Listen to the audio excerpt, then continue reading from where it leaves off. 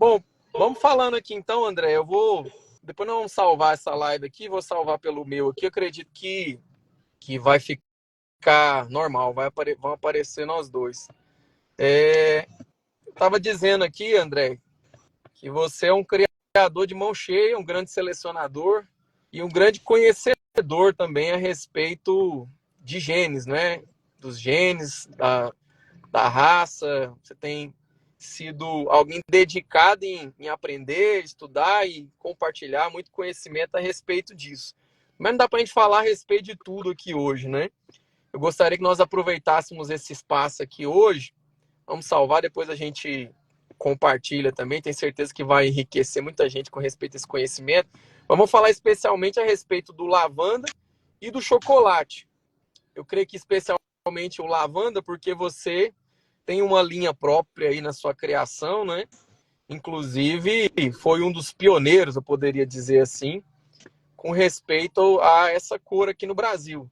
Então, se apresenta aí, André. Fala pra gente aí quanto tempo que você já tem de criação no Chabo e quanto tempo você vem trabalhando aí também com respeito aos lavandas. E depois você pode compartilhar também os conhecimentos gerais que você tem com respeito ao lavanda, com respeito a esses genes.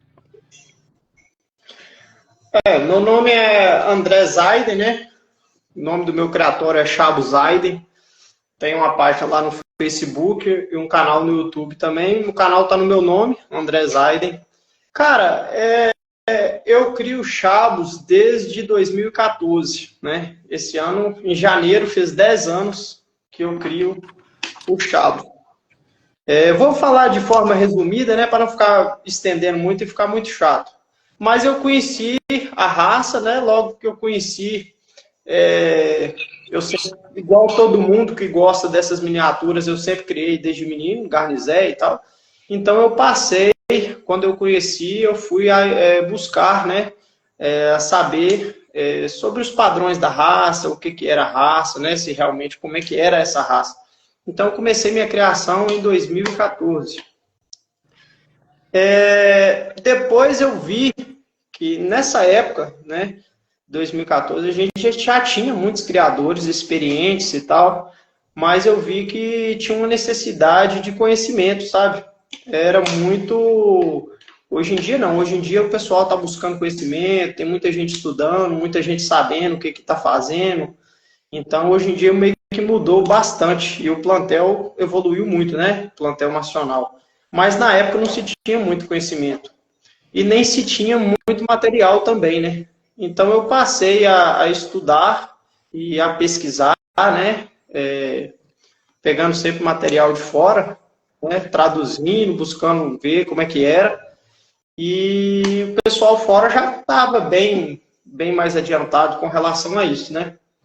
E aí foi em 2017, final de 2017, que eu tive a oportunidade de estar adquirindo uma peça lavanda e introduzindo esse gene, né, e trabalhando esse gene nos chavos, porque a gente não tem facilidade de trazer aves de fora. Foi 2017, André? 2017. Então já vai aí para 8 anos. Ano que vem, né? Final de 2017. Tem bastante tempo. Tem bastante tempo. De matemática, mas... 7 anos, né? 7 anos. 7 anos, isso. E a dificuldade, porque a gente tem a dificuldade aqui de estar trazendo aves de fora, não só por conta de todas essas burocracias que se tem para trazer aves, mas também do custo, né? O elevado custo. Então, assim, eu procurei estudar essa parte de genética, é uma parte que eu particularmente eu gosto muito, né? Então eu estudei a respeito do gene lavanda, eu introduzi esse gene e comecei a trabalhar esse gene, né, no meu criatório.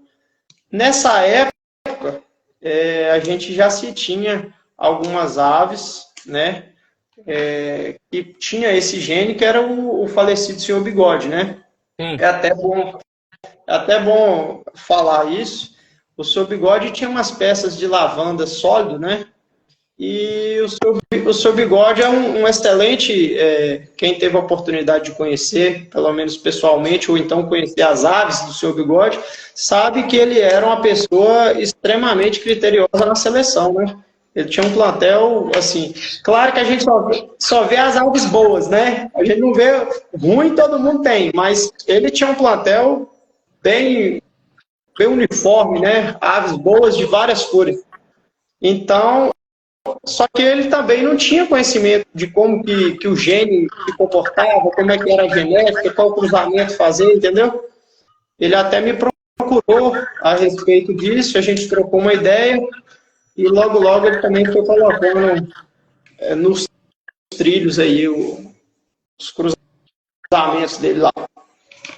Aí depois veio surgindo outros, né? Então hoje o lavanda é uma realidade, né? Hoje o lavanda é uma realidade no Brasil. Já tomou conta.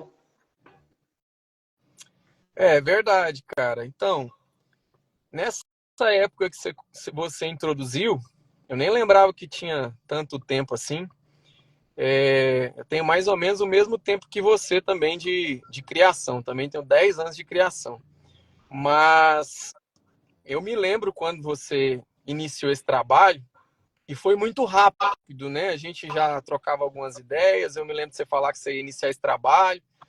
E eu achei muito rápido porque logo você apresentou uma primeira peça, digamos assim, pronta, que foi uma galinha lavanda Mottled, não foi isso? E Isso. você mostrou uma galinha lavanda Mottled já assim, com todas as características, excelente. Acredito que no final de 2018 já, 2019, né? Isso. E aquilo também me inspirou. Eu falei, poxa vida, cara, e não conseguia. Ninguém tinha acesso a isso, realmente era uma cor muito especial, né? O lavanda não tem quem não gosta, né? Dificilmente uma pessoa vai ver uma ave lavanda e ela não vai ser despertada, né? Não vai chamar atenção, né? Uma cor com características muito peculiares e muito, muito bonitas mesmo, né? Na verdade. Então a gente via que o Bigode tinha, eu tentei falar com ele inúmeras vezes, mas ele também não tinha, assim, em larga escala e não passava na época. Eu falava, Bigode, você não me vende, vamos fazer uma parceria, vamos fazer alguma Ele era coisa. mais fechado, né? E ele, não vendo, não tô tendo, não tô podendo. E eu vi que você estava introduzindo, né? A gente já trocava ideia e eu falei, cara, eu também vou fazer esse trabalho aqui. E eu tive uma oportunidade de adquirir uma peça também. E fiz o mesmo processo, né? Que inclusive eu aprendi sobre como se comportava o gene lavanda, né? Que é um gene recessivo. Foi através desse trabalho que você começou, né? A gente conversava muito, a gente tinha um grupo que a gente compartilhava, né? Tinha o Romilson também nesse grupo. E a gente começou a falar a respeito desse assunto. Eu falei, eu vou fazer também, vou seguir o mesmo processo. Né? A gente mora muito longe, né? Eu não consegui adquirir alguma coisa com você, nem nada. E comecei também, mas eu acho que eu demorei um pouco mais a começar. Mas eu acredito que esse trabalho eu estou fazendo aqui também já vai aí seus 4, 5 anos. Não é? Que hoje também é uma realidade, né? Como você falou. A gente tem hoje sólido, tem lavandas múltiplas, até inclusive tem uma peça aqui que eu gosto de me gabar dela aqui. Eu falo que ela é única no Brasil porque é uma perdiz prata lavanda, né? Uma que eu fiz recente aqui. Mas foi tudo a partir dessa iniciativa, né? Que hoje tem uma galera aí que está criando, a gente sabe que tem outras linhas também que surgiram, né? Eu não sei há quanto tempo o seu Ademar também, né? Que eu creio que ele é do estado de Minas, um cara também formidável, também começou a criar e a partir daí também passou para outras pessoas. Hoje a gente vê muita gente criando, compartilhando no grupo, mas é uma coisa que até essa data aí de uns 7 anos atrás era uma raridade total, né? Mas, André, falando um pouco aqui a respeito do lavanda ainda, com respeito à parte genética, o que você pode compartilhar com a galera aí a respeito desse gene? Eu acho que o pessoal uma parte sabe, né? Só que o pessoal, claro, na sua grande maioria dos criadores, tem um pouco de dificuldade com essas questões de genes, como comporta, como é que sabe? A gente vê o pessoal explicando, o pessoal comentando várias vezes no grupo a mesma coisa, e ainda assim a gente vê que tem pessoas que têm um pouco de dificuldade, né? Então, É assim, verdade. o lavanda, o gene lavanda, ele se comporta igual o gene Mutlet, né? Igual o gene Mutlet, é um gene recessivo autossômico. Então, recessivo significa que ele precisa de estar em homozigose, que é em 2 doses, para se manifestar no fenótipo, para a cor se mostrar, né? E autossômico significa que ele é passado em igual proporção para ambos os sexos, tanto para os machos quanto para as fêmeas. Então se comporta igualzinho o gene Mutlet, não tem dificuldade, né? É simbolizado pela sigla LAV minúsculo, e a gente coloca um /LAV para significar que está em homozigose e que tem os 2 genes. Então é necessário que os 2 progenitores doem uma dose do gene lavanda. Não necessariamente que eles sejam lavanda, mas pode ser um portador para passar para a prole uma dose de gene lavanda. Quando a mãe doa uma dose e o pai doa uma dose, você tem homozigose e aí você tem a cor se expressando no fenótipo. É basicamente isso. André, mas você falando tecnicamente assim, se o cara estiver ouvindo isso aqui pela primeira vez, eu acho que ele não vai entender nada. Manda a pergunta aí, ó. A questão do gene lavanda, se a gente for explicar assim numa linguagem mais simples, digamos assim, para o cara que quer trabalhar, se ele pegar um casal de lavanda e cruzar, só vai sair absolutamente lavanda, não é verdade? Isso. Mas se ele quiser começar um trabalho e ele tiver só uma peça lavanda e a outra peça que ele for realizar o cruzamento não é lavanda, o que vai acontecer então? Ele é um gene recessivo, né, como você falou. Então ele vai cruzar uma peça lavanda com outra que não é lavanda, não vai nascer nenhum lavanda, mas todos vão ser portadores de lavanda. Por quê? Porque uma das peças, como você falou, ela estava em homozigose, por isso que ela tem a cor. Significa que ela tem 2 genes lavanda, né? 2 genes idênticos, 2 alelos idênticos do gene lavanda, e ela mostra a cor. Mas se ela cruza com uma peça que não tem nenhum e o gene é recessivo, então esse gene vai passar escondido, digamos assim, não é? O genótipo, né, como você falou, é o gene da ave, né? É a parte que vai ficar escondida, né? Enquanto o fenótipo é a cor que você vai ver, é o que é visível, né? Então os filhos, visivelmente, o gene não vai aparecer, mas todos desse cruzamento vão portar.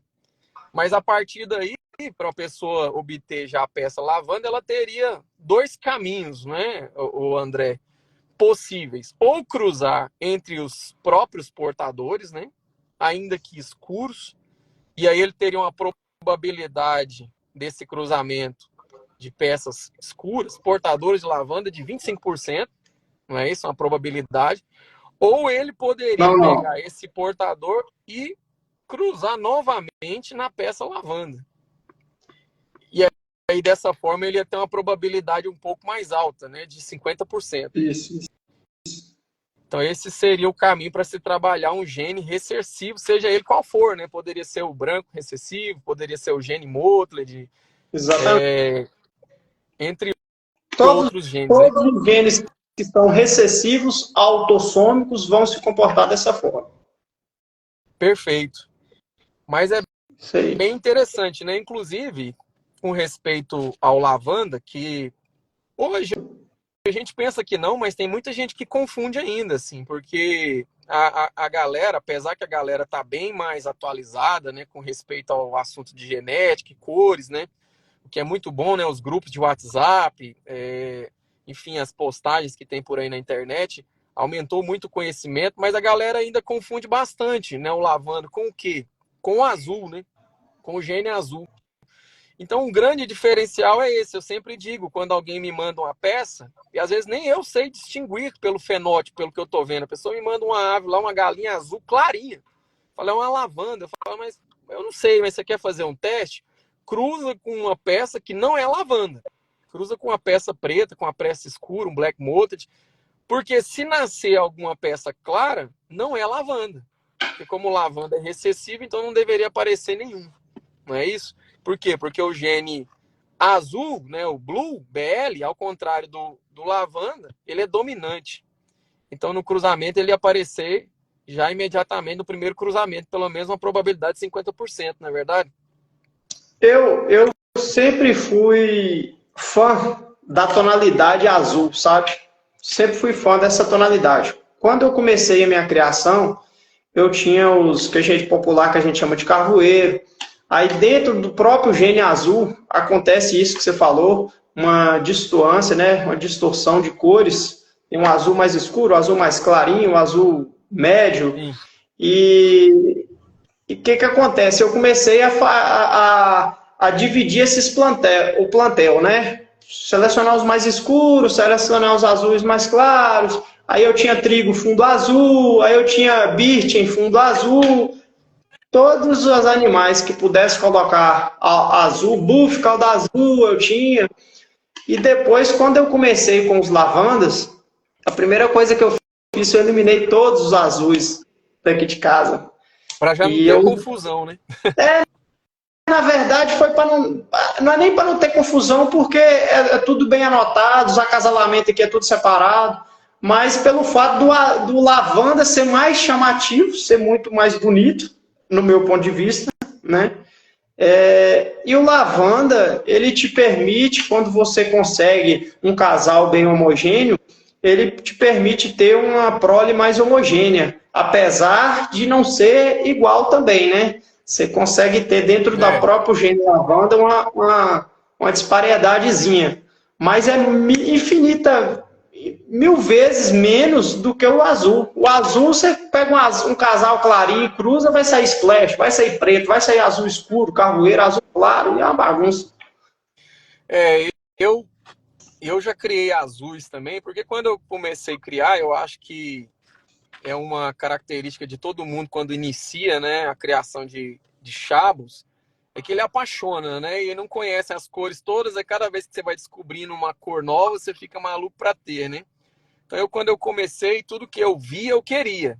Então, eu tive azul também, mas logo que eu descobri como o azul se comportava, e algumas dificuldades com respeito a essas variedades que vão sair a partir dos cruzamentos de azuis, logo eu desisti. Eu falei, não, ficar tirando splash, ficar tirando preto, fora que, assim, é um assunto para a gente até pensar outra hora, mas eu tenho a impressão que o azul, ele tem uma facilidade maior até para manchar, sabe? Mas isso é um palpite, né, que eu tenho, assim, pelo que eu já percebi em alguns Blue Motteds, alguns azuis. É uma cor que eu não gosto, cara. Eu acho ela... É bonito, acho bonito pra caramba, mas eu percebo uma série de dificuldades para criar ela. Na verdade, é uma cor que exige... É o que você falou, é mais difícil, né? De se criar.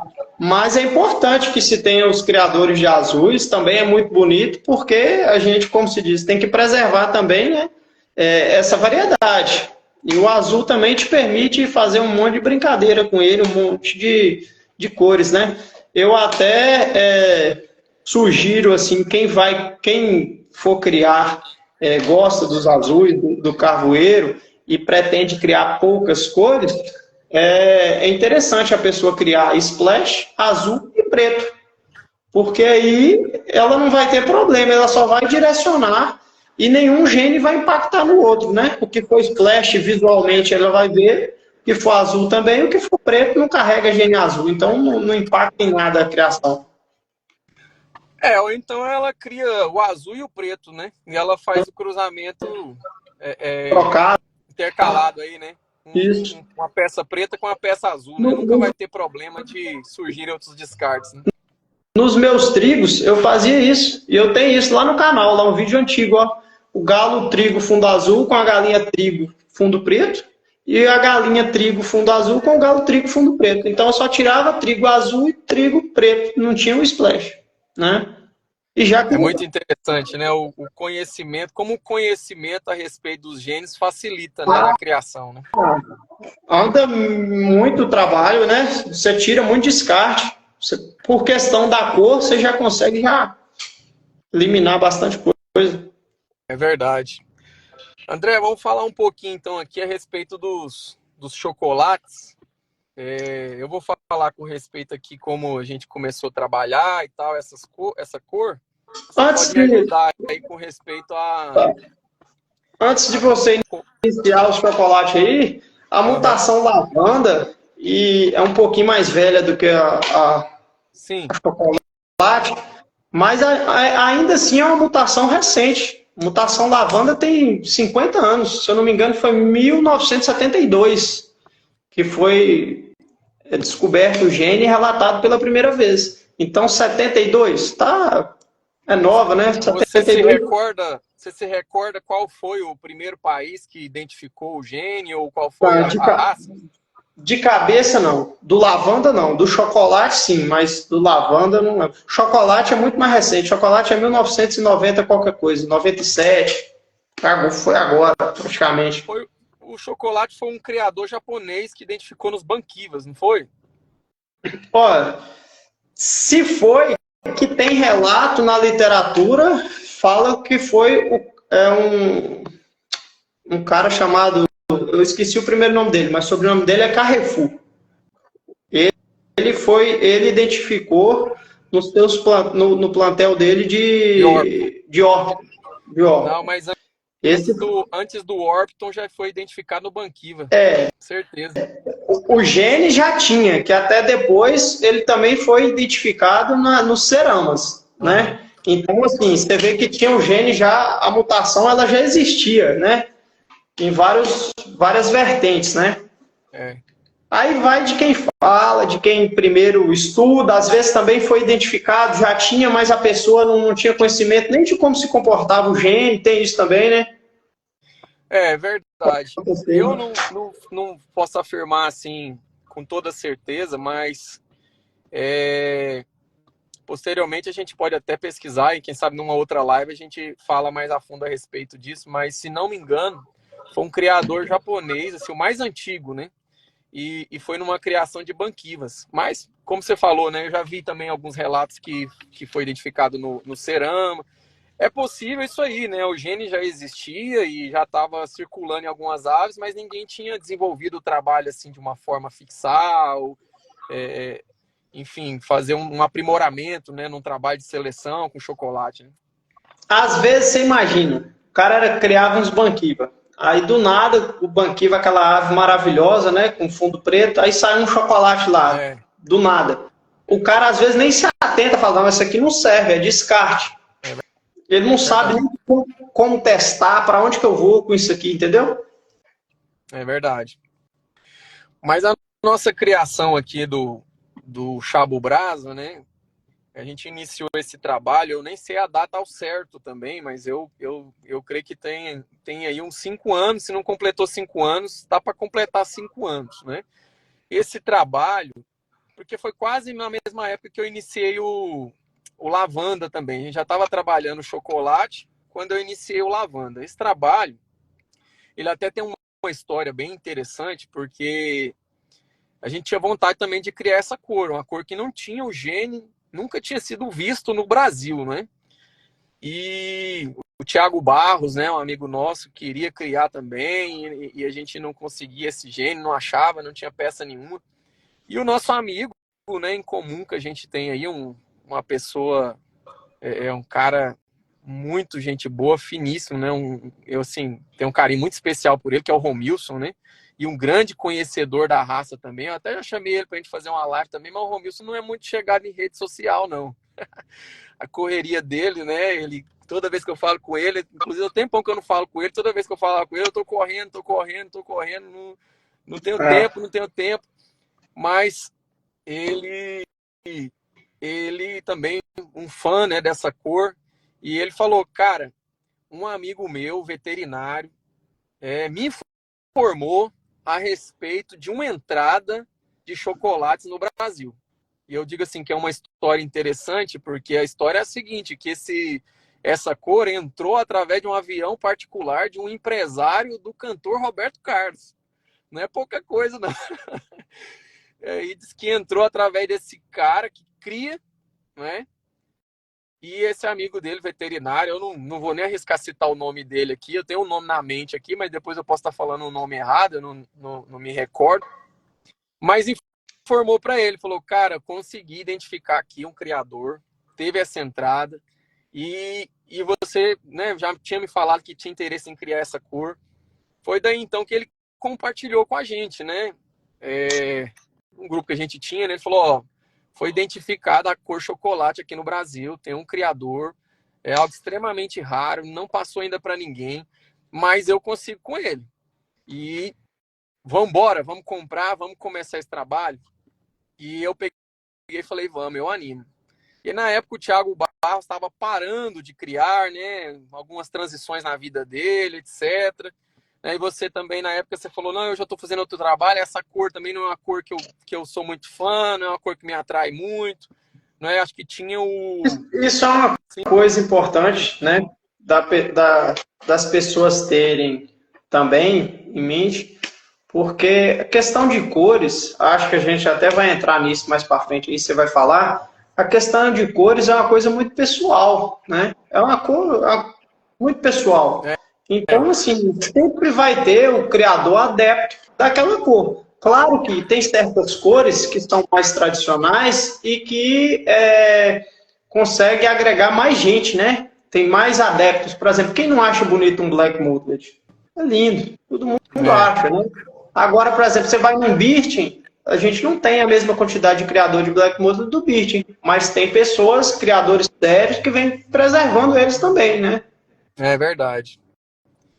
Mas aí, concluindo aqui a história, então o Romilson falou, ó, consegui e a gente pode adquirir ovos. E eu falei, então vamos embora. Eu lembro que o custo desses ovos na época ficou, eu nunca esqueci o valor, que nós conseguimos 10 ovos frescos, não é? E ficou R$660 na época para adquirir esses ovos. Há 5 anos atrás, né, valia um pouco mais ainda o dinheiro, né? Mas já não era barato. Se você pensar hoje, você comprar uma dúzia de ovos a R$660, não tá nada barato esses ovos, né? E não era nem uma dúzia, eram 10 ovos, que eram ovos frescos, né? O cara coletou no dia e falou, ó, são 10 ovos para enviar hoje.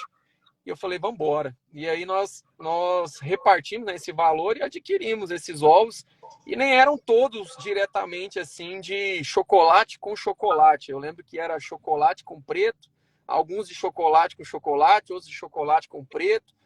Mas aí nós adquirimos. Enfim, nasceram, que eu me lembre, 2 peças, pelo menos, de chocolate. E daí nós iniciamos o trabalho, cara. Criou-se esses animais na casa do Romilson, ele me enviou ovos, e aí eu criei aqui também. Eu tive uns percalços aí, porque a primeira peça de chocolate que eu tirei veio morrer. Eu me lembro que eu fiquei sem. Aí o Romilson foi me enviar uma peça, passou pela sua casa, teve um problema, o cachorro matou. Eu falei, tô rodado, o que eu vou fazer agora? E o Romilson me enviou novamente ovos, e os ovos não nascia nenhum chocolate. Ele me mandou ovos várias vezes, cara, várias vezes, não nascia nenhum chocolate.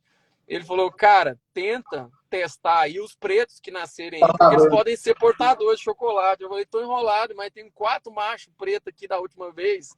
Eu falei, vou testar.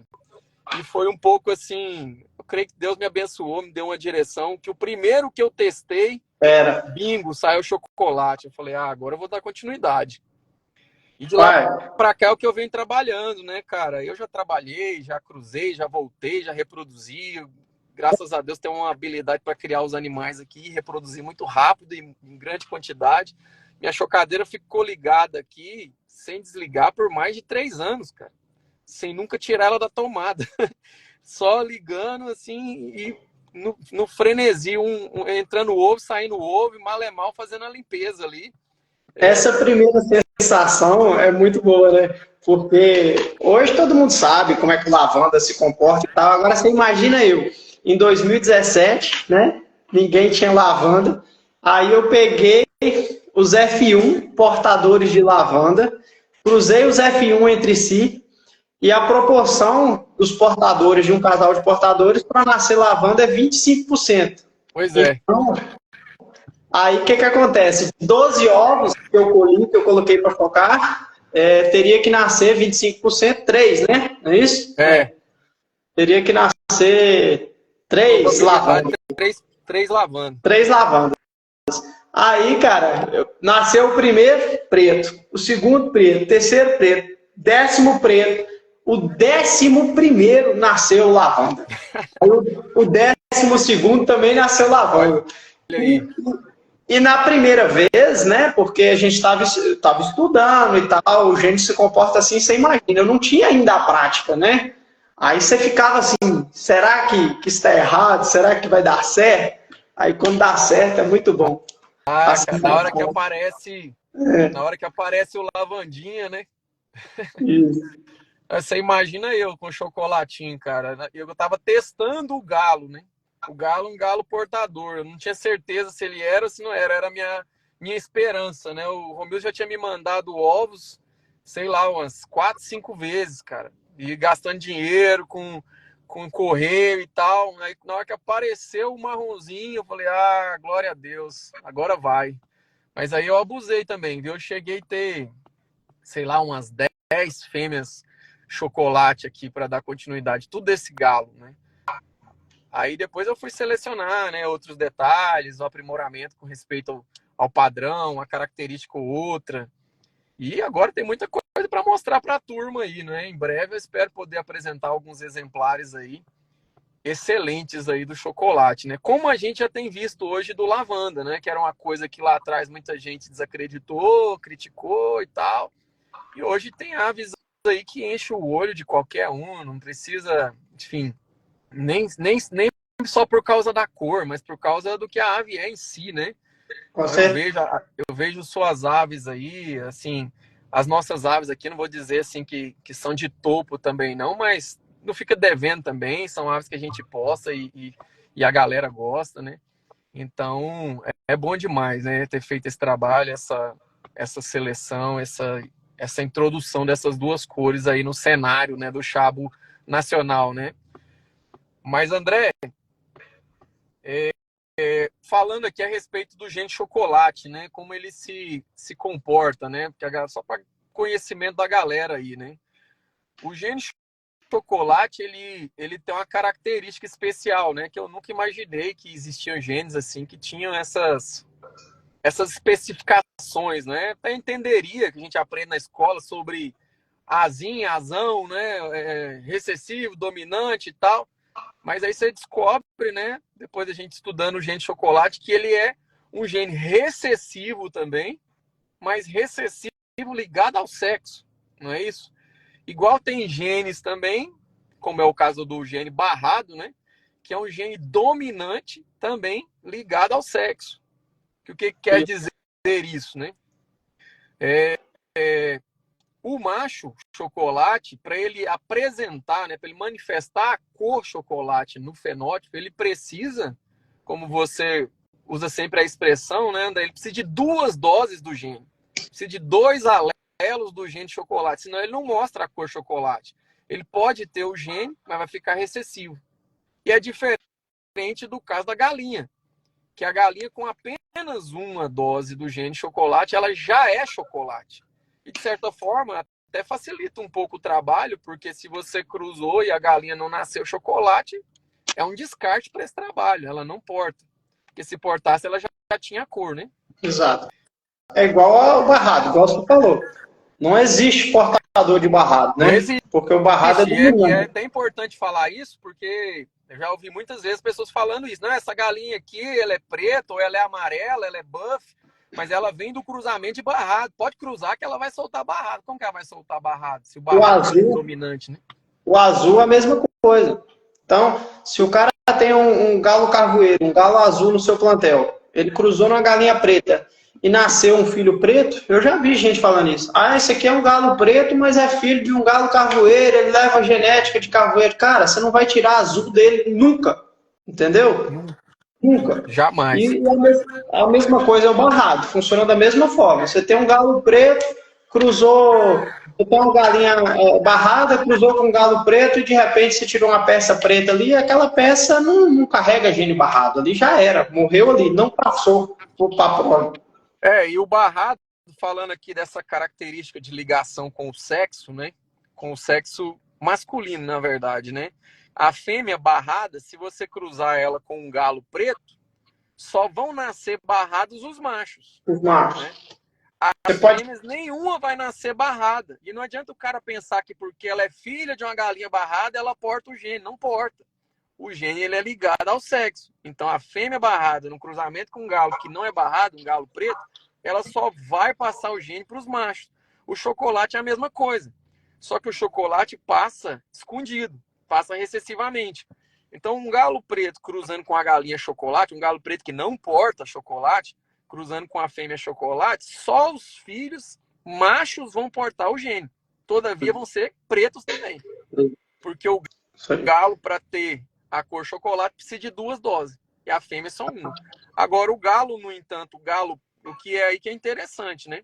O galo preto, portador de chocolate, se você cruzar com a galinha preta, ele já solta fêmeas chocolate, né? Não todos, né? Tem uma probabilidade, eu não me recordo, não sei se é 25% também, mas o galo preto portador de chocolate cruzar com a galinha preta já nasce fêmeas chocolate, né? E se ele for chocolate e cruzar com a galinha preta, aí todas as fêmeas nascem chocolate e todos os galos nascem preto portador de chocolate, né? Então é interessante essa questão da ligação com o sexo, né? Pois é, então, André, vamos entrar numa outra pauta aqui agora, que eu chamei aqui de mitos e verdades, né? Porque mitos e verdades são opiniões que a gente vê, né, por aí. Todas essas frases que eu coloquei aqui não são frases minhas, não. São frases que eu vejo os criadores falando sempre aí nos grupos e tal. E aí, assim, eu não sei exatamente qual que é a sua opinião sobre o assunto. Eu tenho uma opinião também, mas eu vou colocar pra gente aqui, pra gente trocar uma ideia. Mas antes tem um colega perguntando aqui, ele tá falando assim, boa noite, gente. Tinha um galo branco que só produzia barrado. Por quê? Fala aí, André. Tá, primeira coisa só produzia barrado com qual galinha? A galinha era barrada? Né? Esse é o primeiro ponto que tem que saber. Com quais galinhas que eram. Mas eu acredito que seja com a galinha preta, com a galinha que não fosse barrada, né? Acredito eu. Ele pode até falar aí. Então, o que acontece? O branco, o barrado, eles são, o nome já fala, barras, né? Então, o barrado, ele faz pequenas barras na pena, picotão na pena. É assim que é o gene barrado. Então, quando você tem barras em uma ave que ela é branca, né, já é difícil. Você não consegue, muitas vezes... Você vai ver, né? A barra é branca, a ave é branca.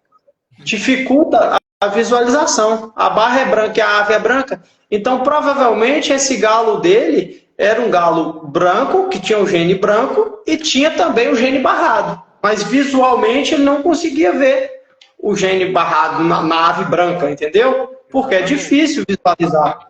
E, provavelmente, ele era um barrado homozigoto ainda, porque se ele produzia só barrado, né? É verdade, então, tinha 2 doses do gene barrado. Né? Aí torna mais difícil ainda, porque o barrado homozigoto tende a ser mais claro ainda. Então, assim, com certeza, você tinha um galo branco barrado. É verdade, é interessante esse exemplo dele aí, porque eu já vi isso aí acontecer, inclusive foi o próprio Romilson que me relatou uma vez essa experiência aí com respeito ao barrado, que também tinha um barrado branco. Interessante. Porque a pessoa pode pensar que o barrado é um gene que pode ser portado recessivamente, né? Ele fala, o galo é branco e tá soltando, o que acontece? Não é, porque ele é branco, mas ele realmente é barrado, né? Isso aí, se ele ainda tiver esse galo, é porque o olho não estava treinado. Mas depois que você passa a treinar seu olho, você pode levar ele no sol, mexer, procurar umas caideiras ali, que você vai ver algum indício de barras, entendeu? Outra pessoa pessoa está perguntando aqui, falou assim, cruzei uma carvoeira com um galo branco e veio 2 carvoeiras. Me explica o que aconteceu. Branco recessivo, provavelmente, e aí a carvoeira passou o gene azul, que é dominante, veio 2 azuis. Essas fêmeas provavelmente são portadoras de branco recessivo. Se você pegar essas fêmeas carvoeira e voltar ela no galo branco, provavelmente você consegue tirar branco de novo. É verdade, que é um gene muito comum, né? É uma das possibilidades, né? Uma das possibilidades. É. Mas vamos lá a respeito desses comentários aqui para a gente trocar uma ideia aqui, né? Que eu estou chamando aqui de mitos e verdades sobre a introdução de novas cores, né? Já que nós estamos falando aqui, né? Eu estou falando aqui com o André Zaiden. Se eu não falo André Zaiden ou André Zaiden? Zaiden. Isso. Que é um cara aqui que é dono, é o pai de uma linhagem própria de lavanda, e o seu amigo Chabu Brasa aqui, que também tem uma linhagem própria, né? Então nós estamos falando aqui a respeito de introdução de novas cores. Tem mitos e verdades a respeito desse assunto. Então o primeiro comentário que eu vejo muito assim, né? Respeito todos esses comentários aqui, eu respeito muito a liberdade da pessoa pensar, a forma dela interpretar as coisas, mas é interessante a gente comentar, né? Primeiro, o primeiro comentário é o seguinte: devemos ser contra a introdução de novas cores e conservadores do purismo racial, pois só assim teremos aves de bom padrão. E aí, André, essa história do purismo, né? O que seria esse purismo racial? O cara está dizendo assim, não é bom introduzir novas cores, porque senão você vai acabar com a pureza da raça. Sim. E se você acabar com essa pureza, você não vai ter aves de bom padrão. Entendi. É um mito ou é uma verdade? Cara, é um mito, né? Se só pode ser é um mito, mas eu entendi a colocação das pessoas que têm esse pensamento, entendeu? E eu acho que a responsabilidade, ela vai muito de quem está fazendo o trabalho e quem está, por exemplo, introduzindo, né? Mas o que acontece? O que é uma pureza racial? Como que a gente vai definir uma ave como sendo pura, né? A gente não tem esse parâmetro. Qual o parâmetro que a gente tem? É o que eu sempre costumo falar. A morfologia, ela sempre precede a cor. O que vai determinar que uma ave é de uma determinada raça vai ser a sua morfologia, o seu padrão morfológico.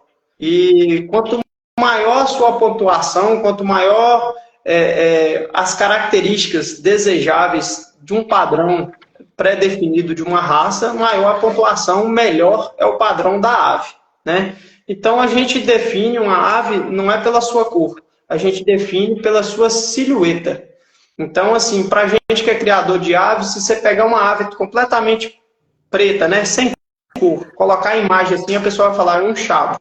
Se você colocar a imagem de outra assim, a pessoa vai falar um cerama, que todo mundo já conhece a silhueta de um cerama, entendeu? Então, o que define uma ave, uma raça, no geral, não só uma ave, o que define uma raça é a sua morfologia. Com relação à introdução de cores, isso aí você só vai abranger cada vez mais, né? O universo de cores é muito grande, então você só vai trazer mais gente para o hobby e fazer com que o hobby fique mais atrativo. Isso aí tem no mundo todo, entendeu? Tá todo mundo fazendo isso, os alemães estão fazendo isso, os tailandeses estão fazendo isso, né? Então a gente já tem outras cores aí bem mais adiantado, por exemplo, os mil-flores. Na Tailândia é difícil a gente ver. Você vê, eles são o berço do negócio, é difícil você ver uma ave mil-flores de boa qualidade lá, né? Não tem. Você vê que os alemães nunca vi um mil-flores de qualidade. Mas eles estão fazendo, né? Estão trabalhando. Estão trabalhando, correto? Então você pega as alemãs, você já vê muito mil-flores com a marcação impecável, mas foi introduzido, claro, né? Claro. Então, esse papo aí não é um mito, é um mito. Isso aí não tem nada a ver, não. Eu concordo, especialmente assim, pelo detalhe que você falou aí, né? A raça que a gente cria é uma raça importada, né? Não é uma raça nacional. Ela não é brasileira, ela é de outros países. E os pais dessa raça fazem o trabalho de introdução. Eles fazem e não pararam de fazer, continuam fazendo. Então, assim, inclusive há relatos recentes do próprio presidente da Associação Europeia, né, alemã, que fizeram novamente a introdução nos Mil Flores. Já tinham feito, achou que as características da cor tinham se perdido um pouco, fizeram de novo. E eles debatem isso publicamente, eles não se preocupam com isso. Isso é uma coisa para brasileiro estar preocupado. Os caras lá fora que estão 1000 anos-luz na nossa frente não estão preocupados com isso. Com respeito ao próprio chocolate aqui, eu tenho prints salvos do presidente conversando com ninguém mais, ninguém menos do que com a Sigrid. E eles falando assim, em comentários, numa postagem, falando sobre como que foi feito o chocolate na Europa. Não é? E ela falando, o Udo falando que foi através de cerama. Não é? Eu fiz através de cerama, mas os animais eram muito pequenos e tal, e a Sigrid falando também. Então, seja, para eles, não é uma coisa que é um tabu. Não, de forma é uma coisa que eles, como você falou, o que define se a ave é pura ou não é pura? É um exame de DNA? Não é um exame de DNA, é o conjunto de características. Não é se uma ave vai numa exposição, ela não vai fazer um exame de sangue para mostrar se ela é do tipo tal ou não. Ela vai ser julgada pelo que você está vendo.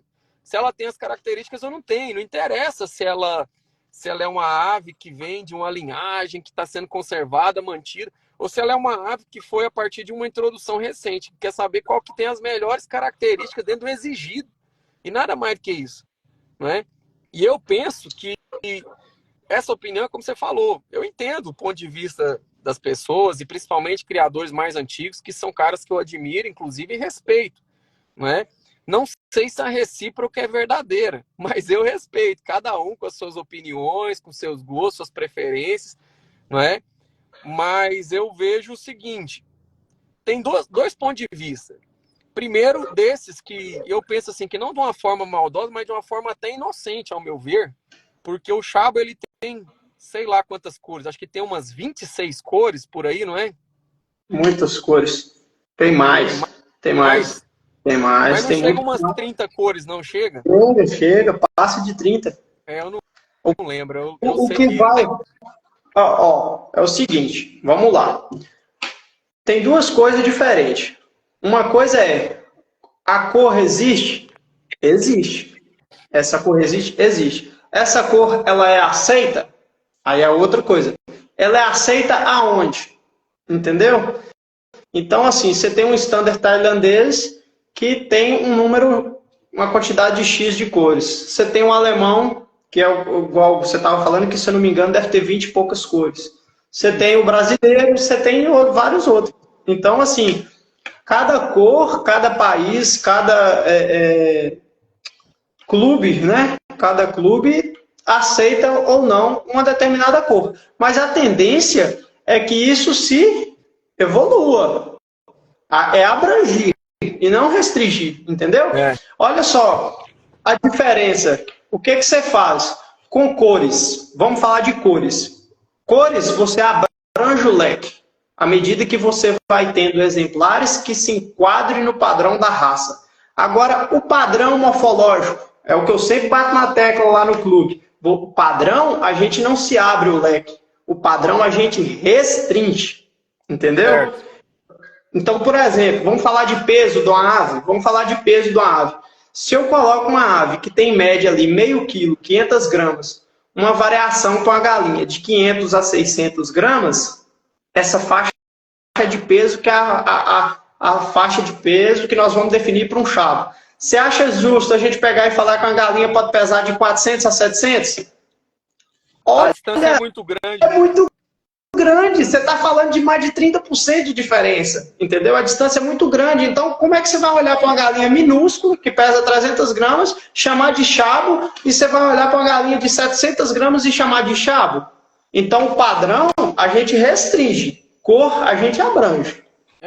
Aí, se o cara introduzir uma cor a cor não representa a raça, não tem morfologia, não tem isso aqui, não se preocupe, cara. Não se preocupe. Se ela for numa exposição, ela tá eliminada, acabou, né?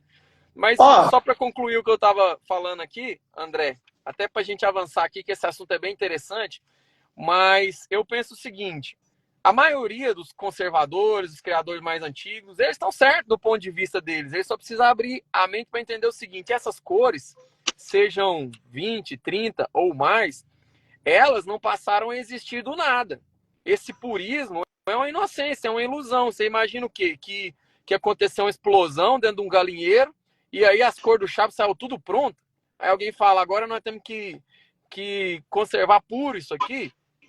Cada cor que existe no chabo, dessas 20 e tantas ou 30 ou mais, cada uma delas foi introduzida. Ela existe porque alguém trabalhou.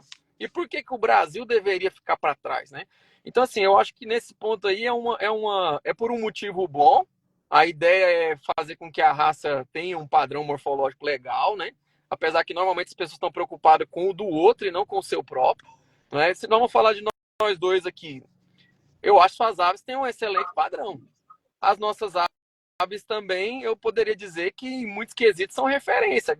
Muita gente gosta, muita gente curte, muita gente tem como aves legais. Então, por que a pessoa está preocupada? Mas então tem essas que pensam com respeito a isso, mas é uma visão um pouco inocente, mas tem outras que se aproveitam também.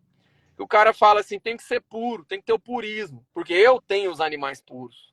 Porque eu tenho uma linhagem pura original. Aí você ouve aquelas histórias, porque é da linhagem de Jales, é da linhagem não sei o quê, isso e aquilo, os meus animais são puros, e a pessoa ganha dinheiro com isso. Então, bicho ruim, tem os dois nasce tipos de todo de pessoa, criatório. né, que fala isso. Bicho ruim nasce de todo tipo criatório. É. Cabe ao criador a estudar, aprender sobre a morfologia da raça que ele cria e selecionar. Ele ser reconhecido, as aves dele serem valorizadas, isso é uma consequência de um trabalho bem feito, entendeu? E refuga o bicho ruim, ainda mais essa raça nossa, dá muito descarte. Isso aí não tem jeito. Agora, com relação às cores, eu tenho vários exemplos para poder te dar. Olha só, o Nelore, qual é a cor do Nelore? É branco? Amarelo, né? Ele branco. Não é branco. Hoje a gente tem o Nelore pintado. Quem segue, quem conhece do Nelore pintado, a gente tem exemplares do Nelore pintado que não passa vergonha para nenhum Nelore branco. Você está entendendo? Claro. E você acha que esse Nelore pintado surgiu da onde? Isso foi introduzido. Claro. Você quer ver um outro exemplo? Eu crio o Bull Terrier, que é um cachorro que tem um focinho assim. Os Bull Terrier, originalmente, são brancos. Eu acho que hoje, até os dias de hoje, eles ainda são julgados separados, os brancos dos de cores, entendeu? Sim. Só que hoje você tem uma gama de cores de Bull Terrier. Você tem tigrado, você tem fulvo, você tem tricolor. Outro exemplo que eu posso te dar, que foi o mais recente que eu vi essa semana, e eu falei, olha só, o pessoal preocupado com cor nas aves, do Gustavo Lima, seu conterrâneo aí, ó, embaixador aí de Goiás. Ele está fazendo pampa, rapaz. Eu vi essa semana no Instagram. Você viu? Ele comprou o friezão lá. Sim. Aquele cavalo todo preto, o friezão. Ele está fazendo ele pampa. Ele introduziu, já mostrou um pro outro que, assim, com um padrão morfológico muito bom. Ah, tá bom, já tá ideal. Não sei, porque eu não sei o padrão da raça daquele cavalo. Mas está caminhando, entendeu? É um trabalho. Então tem vários exemplos. Tem vários exemplos. Falar outro ponto aqui então, André. Estamos falando aqui sobre mitos e verdades, né? Sobre a introdução de novas cores. Segunda frase que eu já ouvi também, bem comum, essa frase aqui eu acho ela bem interessante, eu já ouvi muitas vezes. A pessoa fala assim, o surgimento de novas cores a partir de introduções vai estragar os trabalhos que já estão prontos. O que você acha? Se introduzir, os trabalhos que estão prontos vão ser estragados? De maneira alguma, de forma alguma. Por que o pessoal fala isso, que vai estragar? O que acontece? Você acha que se você introduz aí na sua casa, os meus aqui em casa dá um surto, estrago? Não. Eu acho o seguinte, eu acho que a pessoa que fala... eu já escutei essa frase também. É porque eu acho que a pessoa... Eu até entendo a colocação da frase. Eu acho que ela pensa... a coisa ruim, né?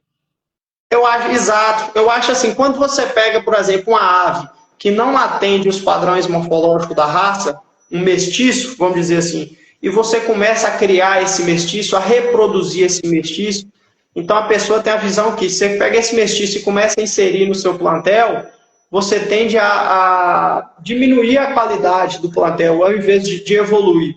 E esse pensamento não está errado, não, está certo. Mas cabe o quê?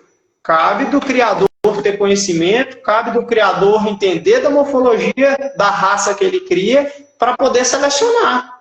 Para poder selecionar. Digo, o que estraga um plantel não é a introdução que foi feita, é a falta de conhecimento do cara. Ué. Falta de conhecimento, falta de seleção, falta de honestidade na hora que for vender, para às vezes para uma pessoa que não tem conhecimento, entendeu? Para essa pessoa não adquirir aves que estão fora do padrão e achar que tá bom e perpetuar aquilo. Exatamente. Exatamente. Concordo com tudo que você falou. A bateria já tá rindo. A minha também já tá avançando aqui já. Então vamos lá, terceiro ponto aqui, penúltimo, né? A respeito de mitos e verdade. Devemos trabalhar somente as cores da própria raça que foram diretamente importadas para o Brasil, pois somente os chabos de fora são puros. Mais uma vez aquela questão do puro também. Né? O que é o puro? Não, isso aí não... entra na mesma questão das outras. Inclusive, essa questão de cores, ela passou a ser difundida e trabalhada pelos alemães, né? Eles que foram quem começou a descrever um padrão de como que deveria ser, entendeu? As aves, as primeiras aves, vamos dizer assim, já que o pessoal quer chamar dessas aves importadas, não se tinha um leque de cores igual se tem hoje, entendeu? Eram poucas, as cores mais tradicionais. Tinha branco, BTW, Birchen, Muttled. Tinha variações na própria raça, né? Aves com cauda curta, cabeça grande, aquelas todas as variações que a gente conhece. E depois que isso foi importado para a Alemanha, lá eles definiram o padrão chabo que nós conhecemos hoje, entendeu? Sim. E eles que ditaram isso aí.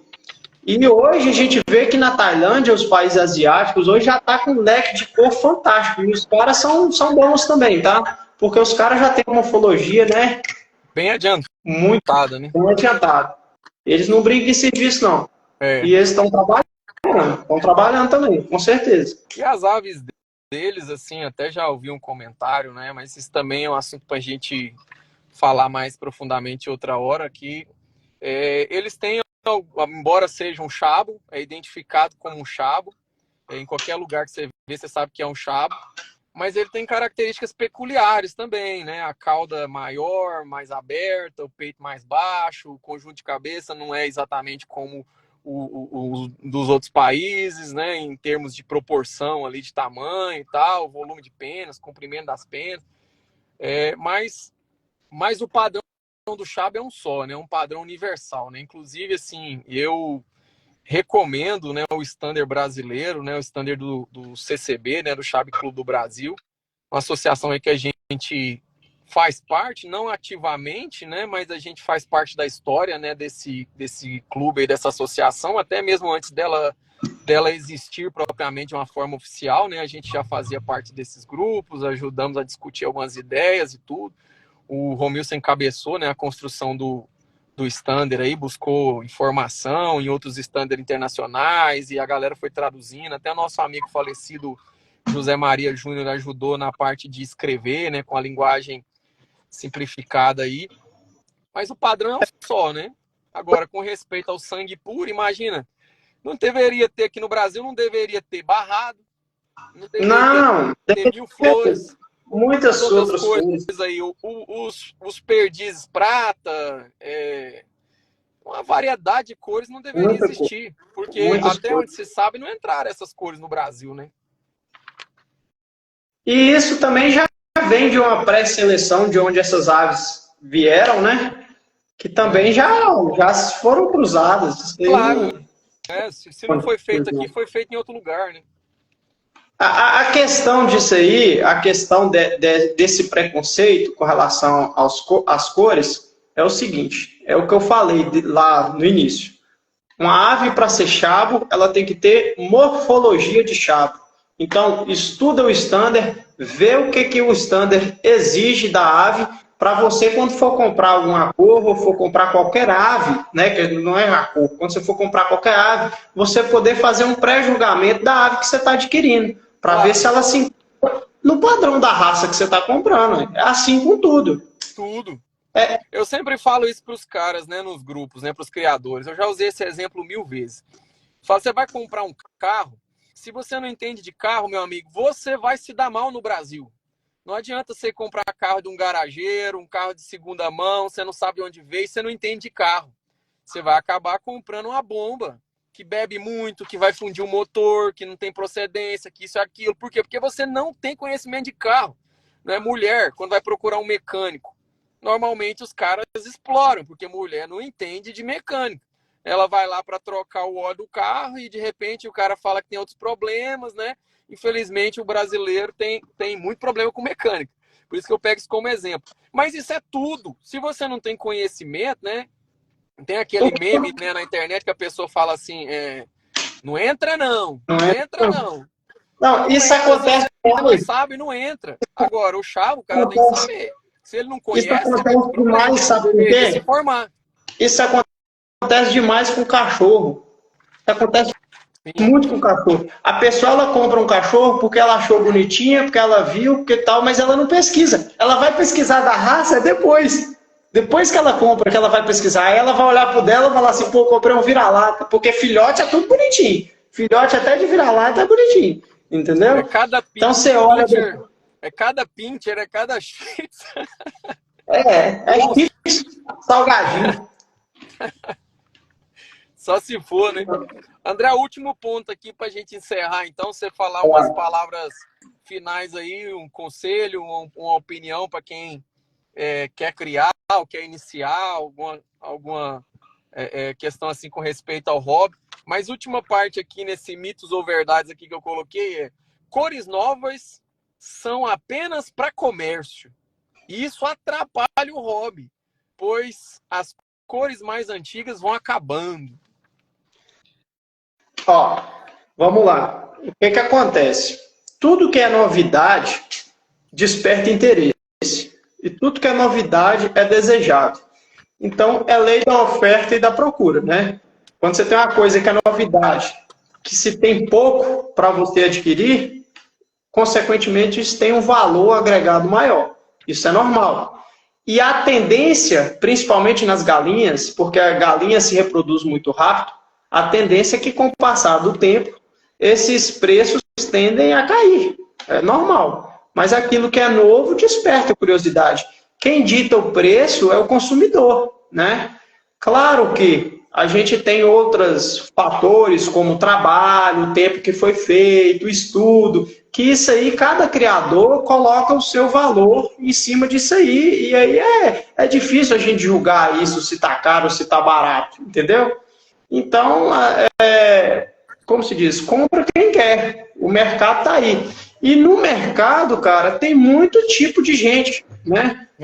Tem muito tipo de criador. Esses dias eu estava conversando com um criador de combatentes e ele estava falando, ó, tem cara que compra o galo, combatente, numa briga, só para pegar o galo e vender mais caro. Ele compra por 5 e vende por 10. Esse cara é comerciante, ele nem cria. É aquele cara que comprou o galo ali, se pegar outro oferecer mais, na mesma hora ele vende.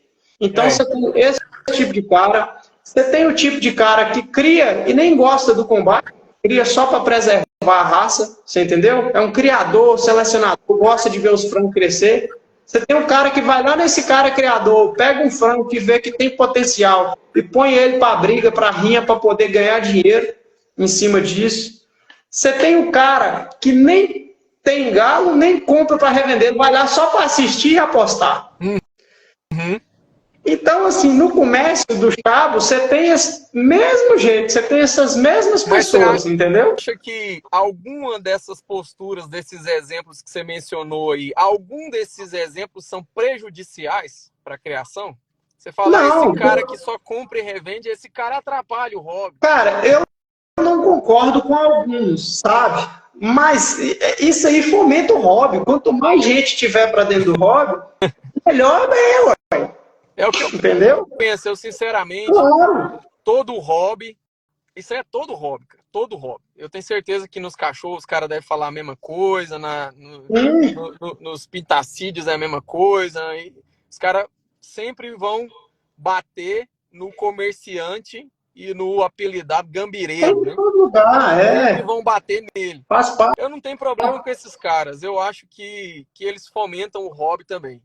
Eu acho que, lamentavelmente, quem paga o preço, muitas vezes, de comprar gato por lebre é o desinformado. É o cara que não procura conhecer. Não é? Mas, assim, eu acho que todo mundo tem um lugar, né? Antigamente se criticava muitas pessoas que vendiam ovos. Os caras vendem ovos, cria para vender ovos, atrapalha. Mas é problema do cara. O cara está espalhando ovos para regiões que não tem acesso. Não é? Também. Vai criticar esse cara. É importante. Tem um criador que não vou mencionar o nome dele, mas assim, o pessoal aí vai identificar que é um criador que criava uns motlets, não é, bem padronizados em termos de cor, assim, as cores, aves sem entradas de pena branca, mas bem marcadinhas, e em larga escala. E vendia ovos para tudo quanto é canto. E o que eu vi o pessoal desancar com esse cara nos grupos aí, falando o nome dele, eu falei, cara, eu não conheço esse cara, se é gente boa, se não é, se é de bom caráter, de boa índole ou não, eu não sei. Mas o que ele tá fazendo é legítimo, cara. E, aliás, eu acho que ele tá fazendo um trabalho bem feito, porque eu olho e vejo os animais bonitos e ele tá vendendo, tá espalhando. Mas ele cobra, tal, o valor dele é caro. O problema dele, a criação dele, quem tá comprando tá reclamando, não tá gostando. Qual que é o problema? Alguém obrigou alguém lá a procurar, comprar? Né? Então, eu, no meu ponto de vista, eu acho que atrapalha quando a pessoa age de má fé, com mau caratismo. Exatamente. Não, a pessoa é uma aproveitadora, a pessoa vende uma coisa prometendo que é algo e é outra, o animal tá doente, faz um vídeo e não revela exatamente o que é a ave. Então, mas isso aí não é do hobby. Isso aí é o mau caráter, ele vai agir dessa forma com tudo, seja lá o que for, né? Eu tenho os lavandas desde 2018. Uma posição que eu adotei foi de, por exemplo, comercializar quando eu tivesse uma ave que, no meu ponto de vista, se atendesse aos requisitos mínimos de ser um chabo, entendeu? Eu já até comentei isso com você. Então, assim, eu não passei nenhuma ave para ninguém que tenha algum defeito alguma característica que não condiz com a característica da raça, entendeu? Fora, melhorar, todas as aves tem que melhorar. Isso aí, quem é criador, selecionador, isso é um trabalho eterno, né? Todo mundo busca a melhoria do plantel. Isso aí. É verdade, André. André, para a gente finalizar, então, o que você poderia falar com a galera aí? Eu diria assim, conselhos e opiniões de André Zaiden para quem vai começar a criar, né? E aí você pode se despedir da galera aí também, falar aí a respeito dos seus canais, não é? Que você tem com as aves, para a gente ir fechando na nossa live. Primeiro conselho que eu dou para quem quer criar chavos, né? Primeira coisa, busque o padrão morfológico da raça. Aprenda um pouco sobre morfologia da raça, porque a morfologia sempre precede a cor. Numa exposição, a cor é 10% da nota. Uma ave com cor e sem morfologia não é chavo. E uma ave com morfologia e sem cor, ela é um chavo. Então, sempre priorizar a morfologia no plantel. Esse é o primeiro conselho que eu dou. Aprenda sobre morfologia. Segundo, quem está começando agora, não tente abraçar o mundo. Todo mundo que começa quer todas as cores. Então, eu sugiro que você busque cores que mais te trazem afinidade. Escolhe ali 2, 3, 4, 5 cores que te trazem afinidade. Eu aqui em casa já passei por essa experiência, eu já produzi, desenvolvi trabalho de cores que nem por isso eu achava bonito, entendeu? Era uma cor que não me atrai. Então, para que eu vou criar essa cor? Para ocupar uma baia que poderia estar ocupando uma que eu gosto, uma cor que eu gosto. Então, crie a cor que você gosta. Com relação ao comércio, o comércio ele existe para aves que têm bom padrão, que têm boa morfologia. Então, independente se você cria birken, se você cria lavanda, se você cria chocolate, se você cria preto, branco, a ave sendo uma ave que tem uma morfologia que chama atenção, todo mundo vai olhar e vai falar, nossa, que galo branco bonito, que galo preto bonito. Então, ela vai ter valor. E descarte, todo mundo tem descarte. Não tente abraçar o mundo criando muitas cores, porque as aves se reproduzem muito rápido e depois você vai querer escoar essa produção, até mesmo para, às vezes, recuperar o que você investiu, e você vai ver que você não vai ter essa liquidez, né? Todo mundo produz mais do que vende. E é basicamente isso aí, estudar padrão morfológico, primeiramente, estudar genética de cores, porque é importante, a cor também é importante, para você ter uma cor igual o padrão descreve. E é isso aí. Bacana, André. Muito obrigado aí, meu amigo. As redes sociais, no Instagram e no YouTube, eu tô como André Zaida, é meu pessoal mesmo, mas quem quiser pode chamar lá. No Instagram eu quase não posto nada de bicho. Tem até que fazer um Instagram pro criatório, né? E no Facebook tá Chabo Zaiden lá. Mas no YouTube, é isso aí. Mas no YouTube você tem um canal também. No meu nome, André Zaiden. André Zaiden. Isso aí. Então, André, bacana. Muito obrigado aí por ter aceitado o convite aí, pela sua contribuição aí, compartilhando seu conhecimento, sua experiência. Eu vou salvar a live aqui no meu Instagram, posteriormente, né? Você mesmo pode baixar, qualquer outra pessoa pode baixar também. Vai estar disponível aí para a galera estar vendo, revendo. Eu acredito que teve muita coisa aí que foi compartilhada, que é interessante, que é bacana. Lembrando que aqui são as opiniões do André Zaiden e a opinião do criador Igor Augusto aqui do Chabo Brasa, né? Essas opiniões nos representam, não é? Não é uma opinião que você deve tomar aí como uma regra, ou, enfim, que deveria ser algo que você deveria tomar de forma absoluta, né? Claro que tem muitas outras pessoas que têm aí opiniões diferentes e que são válidas também, são experiências diferentes, conhecimentos diferentes, mas eu penso que há muita coisa produtiva, muita coisa rica que foi compartilhada aí hoje, algumas coisas até para clarear também o pensamento de algumas pessoas aí com respeito à raça. E é isso aí. Então, brigadão, meu amigo. E depois nós vamos fazer outras aí mais para frente. Vamos sim. Vamos falar de outras ideias. Eu falei para você que a live fica grande por causa disso. É muita coisa para falar, cara. Desculpa, a gente nem falou nada, né? Pois é. Mas então, valeu, meu amigo. Um grande abraço aí. Fica valeu. Valeu. Show. Aí, pessoal. Só para finalizar, aqui é a camiseta da Exponaga. Uma exposição que a gente teve o privilégio de participar como juiz. Não vai dar para mostrar as costas, queria mostrar as costas, não vai dar. Tem a nossa logomarca aqui do Chabo Brasa. E o quanto antes nós queremos organizar outra exposição, né? Exposição que todo mundo pode levar a sua ave, inscrever e participar. Mas nós temos também um grupo no WhatsApp que se chama Exponaga. Se você não faz parte, você pode nos procurar posteriormente, me envia um direct aí, que eu vou mandar para você o link para você estar participando lá com a gente. Beleza? É um grupo grande, já tem mais de 600 pessoas lá participando, mas é um grupo aberto para tudo quanto é criador. Beleza, galera? Então até a próxima, que Deus abençoe cada um de vocês aí e fiquem com Deus.